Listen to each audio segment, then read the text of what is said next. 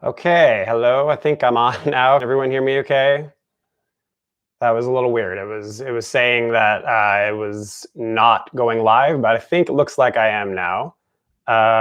Everyone hearing me all right? Can someone just write in the chat if you're hearing me okay? Because we had some trouble last week with this. Is everyone hearing this all right? Can someone just send me a little message to let me know you're hearing this? That would be super helpful. Sound is good. That's what I'd like to hear. Amazing. Great. So last week, if you were on the call, we had some trouble. I am body mic'd because I have to get up and demo stuff for you guys. So it is a little tricky with the sound here. I set it up all last week. It was all working fine. And then apparently it stopped halfway through. So sorry about that. So I'm going to go over what I did last week at first. I think most of you only got like 3 or 4 minutes of the call. So we'll go over everything and we'll actually hear the end of it. So I have my phone on right now. So if anything happens with the sound, they're going to let me know. I'm going to try to keep focused on what I'm saying. I'm not a great multitasker, so looking at chat and stuff while I'm trying to deliver this pretty complicated stuff is a little hard for me. So I'm going to mostly just focus on talking to you. But if something goes on with the tech aspect, I will know because my phone's going to go off. And I apologize if it goes off for some other reason. So let's get to the topic at hand here today, which is breathing. So it's kind of on everybody's mind right now. Someone's saying, I can't see anything. Hopefully that's not everybody. Can everyone still see me okay? Everyone else? Okay, I'm assuming that's going to be all right. So anyway, breathing. It's on everybody's mind. We are all hearing about it all the time. This disease that's going around is a respiratory disease. And so we are trying to get a better sense of where we are with our breathing. It's really, really important anyway for your performing, but it is super important right now. So I read a study this morning. They did slow breathing with people who are COVID-19 patients and saw improved oxygenation, which is why everybody's on ventilators, if you've heard about that. And so there are things you can do at home to firstly check where you are, and secondly, to work on your oxygenation in your bloodstream, which is what we're really interested in right now. So let's talk about why else we would care about breathing. Headaches are related to breathing. So if you get a lot of headaches, probably not breathing so well. Swelling goes down in the body when you breathe well. So I'm going to sit this down for a sec so you can see on me. So if everyone puts your hands right here on yourself, there's a little place right under your xiphoid process, it's called, off the end of your sternum. And if you go ahead and just press into that for a second, see if there's any soreness in there. So this is something called your cisterna chyli in your lymphatic system. So when you breathe well and you move this all day long, you move lymph in your body. And so swollen voice, swollen anything in your body is a breathing issue. And so we're trying to be more aware of diaphragmatic breathing, which we're going to go over today. Other things that help, energy is super related to breathing. So if you always feel tired, you're basically telling me you're not breathing well. Control over food. So we're all stuck at home right now, right by our fridge. It's easy to overeat. And so the better you breathe, the less you're going to want food, because food for your brain is air and glucose from food. And so when you have better air coming up to your brain, you actually want less food. And it also, a good breathing makes you a better decision maker under stress. It is something that helps you be clear-minded when you're in high-pressure situations. So I played for auditions for years. What I noticed was the people who breathed better made better choices in the room. And so it's important for when you're in big auditions, when we're back auditioning again after all this, it's going to be an important thing to think about. So hopefully in the link for this, I didn't actually look today, but it's supposed to be a link to my breathing assessment. So if you think you have breathing stuff going on, it might not hurt to take that quiz. If you can't find it, just send me a message. Someone's saying, I can't find where you are today. I'm not sure what that, sorry, I hope everyone else is okay, I think. And so anyway, we are, so the quiz should be on the website, on the YouTube link on the bottom. If you can't find it, send me a message and I'll get it to you. But it's a breathing assessment. It's something that will give you a sense of how you're breathing, if you're hyperventilating or not. So the definition of hyperventilation while we're talking about this is overshooting your needs for oxygen. And that is something that is not good for anything, especially with what's been going on with people's health right now. So the second thing we're going to try is a little tempo test of how many breaths you take per second, per minute, I mean. So I'm going to get my phone and I'm going to do a little timer for a minute. So I'm going to time for 30 seconds. I want you to count how many cycles of inhale, exhale you do in 30 seconds. Okay, so that means a full cycle of inhalation, exhalation. So I'm starting the timer right now and y'all keep track. So just see how many breaths you're taking right now as you listen to me.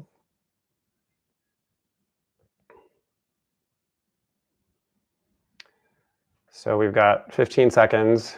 While I'm timing this, I'm going to try to find this test for y'all. And I'll put it in the chat if I can find it. We've got 10 seconds to go. Keep counting your breaths.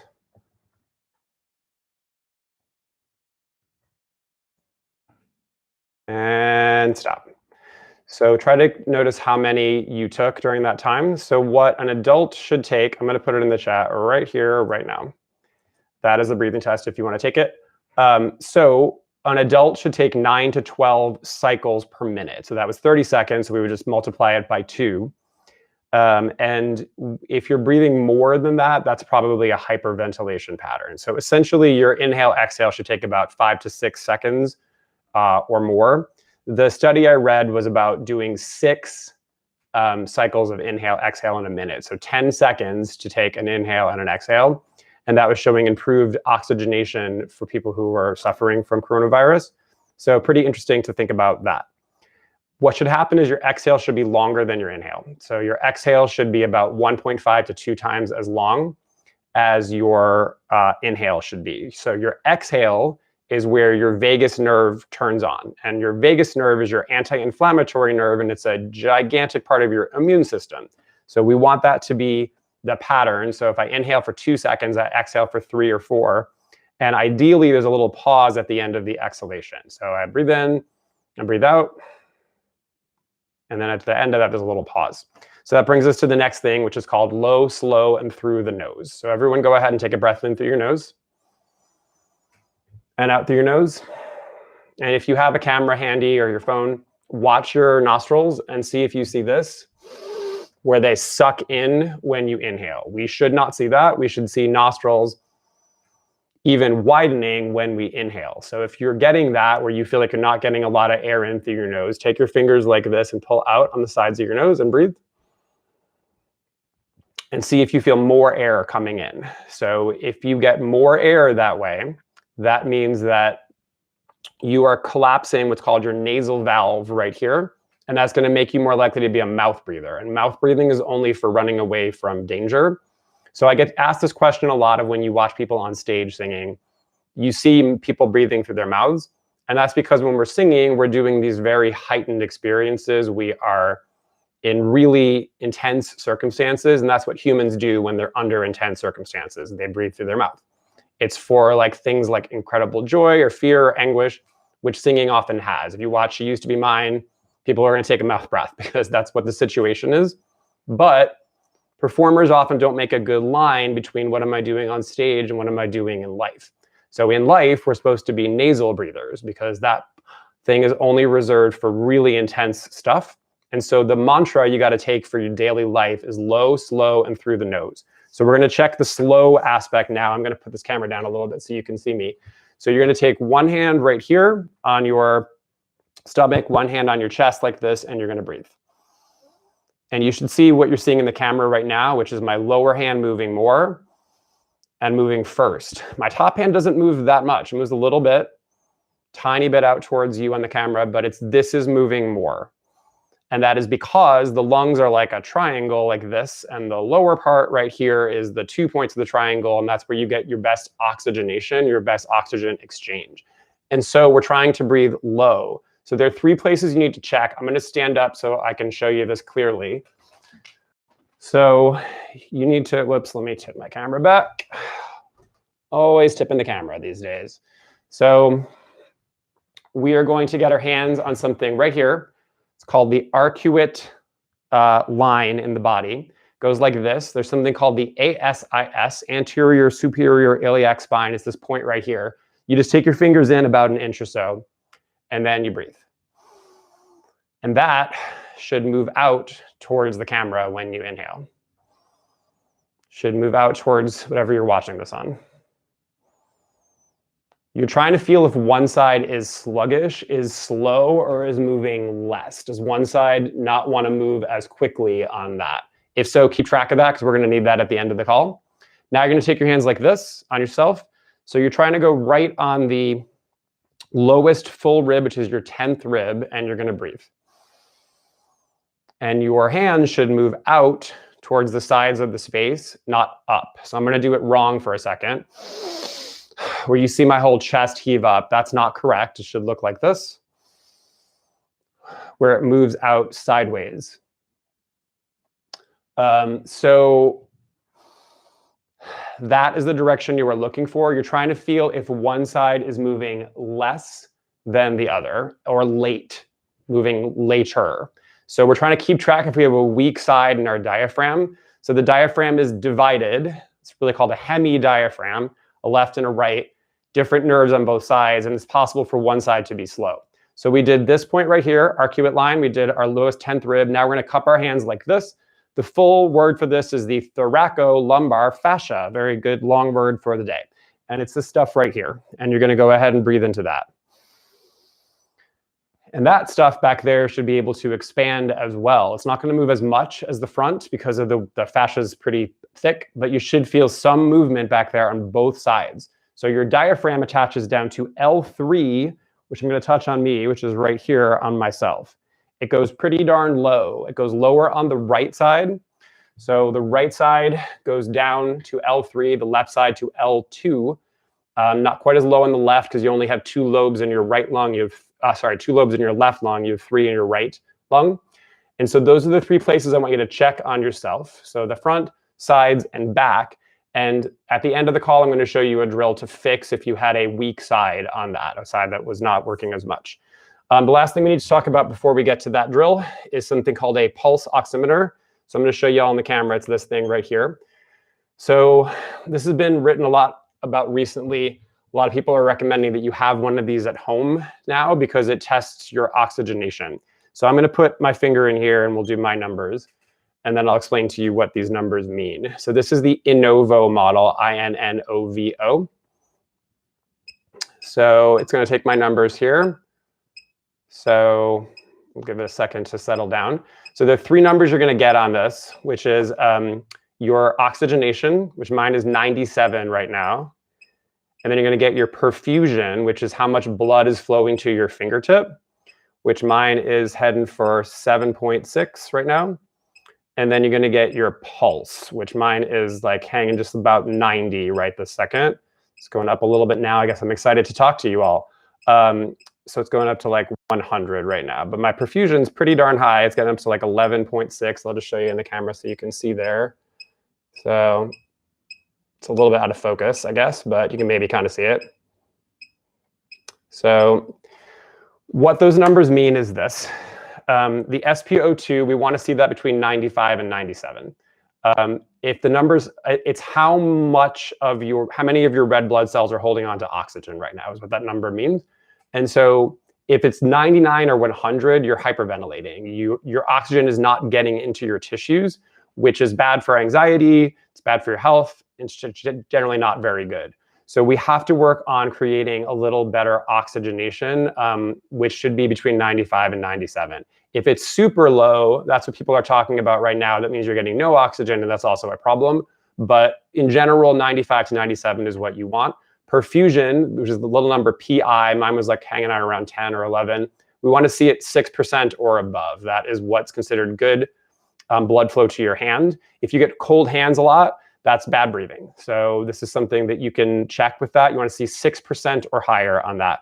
And then your pulse, if you're just sitting there, your pulse should be, I think, between 70 and 90. I'm teaching right now, and that's kind of energizing for me. So my pulse usually gets a little higher when I do that, which is what's happening right now. So that's a piece of gear that if you're going to invest in something, it's not a bad idea to have that. So we're going to do a little test now to try to get you to a better oxygenation. So the word for this is a control pause or a blood oxygen test. Here's how it's going to go. We're all going to sit up in your chair. You're going to exhale through your nose. And at the bottom of the exhale, you're going to plug your nose and hold your breath. and you're going to see how many seconds you can go for. So I'm going to count up to 40. If you can make it to 40, great. If you don't make it to 40, just try to keep track as I count through it. So here we go. Everyone sit up for me. You're going to exhale through your nose. At the bottom of the exhale, you're going to plug your nose and hold your breath. Here we go. Go ahead and plug and hold. So we're holding our breath. That's 5 seconds. Keep going. And that's 10. That's 15. 20. 25. 30. 35. And 40. So try to keep track of how far you got. So if you were under 20 seconds, that would be a sign of maybe you're hyperventilating. 20 to 30 is borderline, 30 to 40 is pretty good, and 40 is the goal. So now we're going to do an exercise. We're going to breathe in for 2 snaps through the nose, and then we're going to blow it out for 8 snaps through our lips like this, like pursing your lips and making some resistance. So you breathe in for 2, you blow it out for 8. In for 2, small breath in through the nose, out for 8 through your lips. Here we go. In for 2. 2, 3, 4, 5, 6, 7, 8. In, out. 2, 3, 4, 5, 6, 7, 8. In, out. 2, 3, 4, 5, 6, 7, 8. In, out. 2, 3, 4, 5, 6, 7, 8. 2, 3, 4, 5, 6, 7, 8. 3, 4, 5, 6, 7, 8. 3, 4, 5, 6. We'll do one more. 2, 3, 4, 5, 6, 7, 8. Let's retest the control pause now. So breathe in through your nose. Blow it out through your nose. Plug your nose and hold your breath. Here we go. Hold your breath. So keep holding. That's 5 seconds. 10. Keep holding.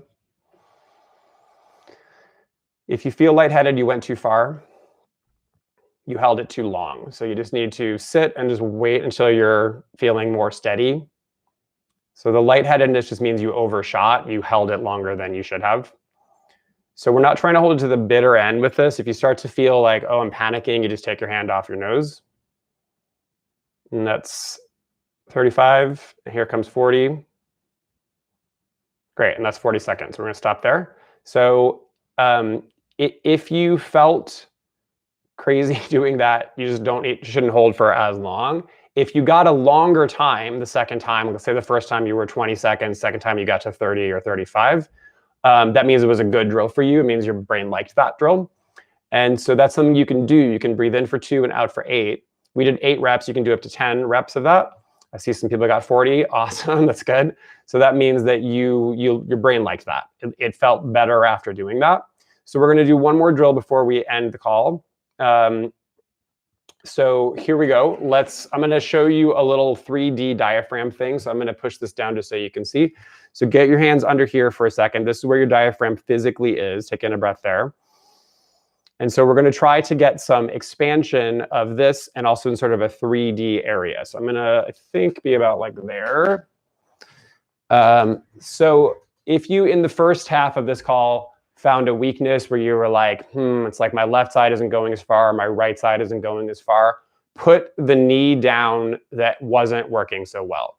So for me, my left side was a little behind, so I'm going to keep my left knee down. My other foot's going to come like that. So what's going to happen is you're going to hook your hand onto your diaphragm right here.